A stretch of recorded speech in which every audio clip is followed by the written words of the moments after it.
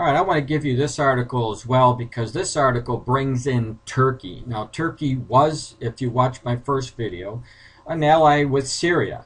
But as of late, because the Syrian Bashar al-Assad, the Syrian leader, who's been attacking his own people, Turkey has now decided they were going to move in troops close to the border of Syria, and this has put Syria on the edge. It says the war tensions between Turkey, NATO, and Syria shot up again Tuesday, October 4th, with the announcement from Ankara that Turkey embarks Wednesday on a 10-day mobilization exercise in the southern province of Hatay along the Syrian border, through which arms are being funneled to the Syrian protesters.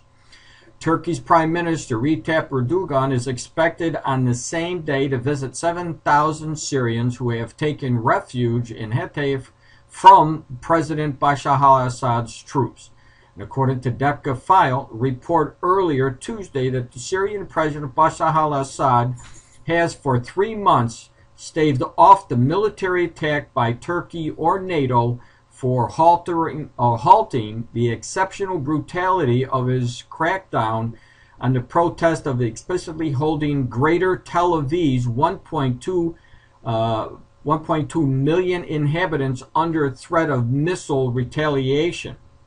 Our military sources note that the Turkish exercise was announced the day after U.S. Defense Secretary Leon Panetta held talks with the Israeli leaders, during which he emphasized the importance of restoring ties with Turkey for deterring Syria, Iranian, and Hezbollah menaces. Now, again, when you saw the map in my first video, Syria and the Hezbollah, which are part of the PLO, different factions, but they are enemies of Israel, and they are the nations that will be attacking Israel. Now, Turkey will be, again, as I said in my first video, Turkey is mentioned in Ezekiel chapter 38 as coming against Israel. Turkey will be involved in a war against Israel, but it will come at a later time.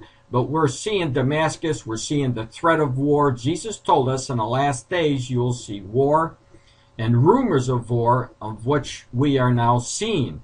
So all of these things are part of prophecy, and as I said before, keep your eyes on Syria, because Syria is going to be a major player in the end time prophecies, especially in Isaiah chapter 17 verse 1 and Jeremiah chapter 49. And then Turkey, obviously, again, from the Ezekiel war in chapter 38. But the next thing on the agenda, when you're looking in the scope of prophecy that hasn't been fulfilled, is that Psalm 83 war. And that's why I'm really focusing on the events that are taking place in the Middle East. Now, one of the things that I wanted to point out to us as we're watching the news like this, as we're seeing all of these names in the news that are related to Bible prophecy, is this. Sooner or later, the Lord is going to come back for his church. And we are going to get raptured out of the way, and then the Antichrist is going to come. And we know that when the Antichrist comes, he will form a covenant, confirm a covenant, as it says in Daniel 9:27. And when that happens, you'll know at that point you are a little late for the rapture, because the Antichrist will be revealed. Everybody will know who he is at that time when he confirms this covenant, but the church will be gone. And if you want to understand why the church is gone, go to my book, The Last Chronicles of Planet Earth. You'll be able to read my book there and find out why, from that last chapter, why I believe that there'll be a pre-trib. In other words, the church will be taken out of the way, and then the 7 years of tribulation will begin.